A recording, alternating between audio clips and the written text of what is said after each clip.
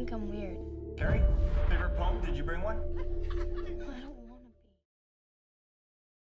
I think that one just needs to be humble and aware of the opportunities that come your way, and while you're trying to use your successes to teach you how to have more successes, you also need to keep your eyes open to circumstances may not be the same for you the next time around. I think the best directors are basically problem solvers. And I think that we look at movies as one series of obstacles and problems after another.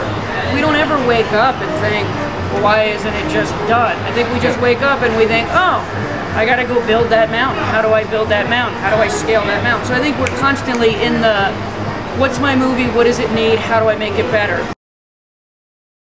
I learned this at Sundance. You know, they taught me very early on. I went through the lab and they said, you need to learn how to talk about your movie in a way that will convince people. I said, okay. You need to start every day, every production meeting, pitching your story to your production crew and to your executives. And I was like, why? Didn't they hire me to do it? And they said, because every day everybody will need to be reminded what the vision of the movie is. It is vital that you're on top of your game, and even then you're going to lose. You also have to learn how to lose quietly. Sometimes I was talking to some very famous directors. They've taught me, learn which battles you can lose for a certain amount of time and be very quiet when you've lost, knowing that there's going to be an opportunity to come back and win that battle. So you got to try to fight every battle, but you got to learn how to fight it in a way that you're going to make progress. You got to be the best writer, the best director, the best craftsman in the world, and then you need to be the best business person.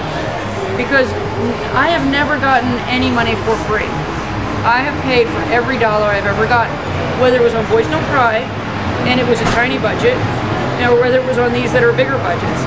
Nobody who has money is going to give it to you for free, so you're going to be satisfying somebody, so you've got to learn to talk to them and move it forward. You got to try to come up with what your expectations are. Does it need to be a perfect movie? Does it need to be a movie that makes a profit? Like, what are you in it for? Because there will be certain things that are threshold points, and then you'll say, you know what? If I can't have this, this, and this, I'm not going to sign on.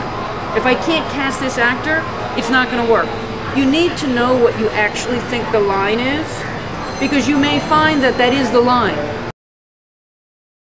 In terms of getting depressed and it's not worth it and I want to quit the business, I wouldn't indulge it too many times because you won't keep the thread going. But every now and then I think you got to say, maybe it's not worth it. Maybe I'm going to quit tomorrow and I'm going to go, and then you need to come up with what the hell are you going to do. My simple advice is understand the business, come up with what you think the things are that this movie needs to work, and come up with the things are that you think, and if I don't get this, I can't do it.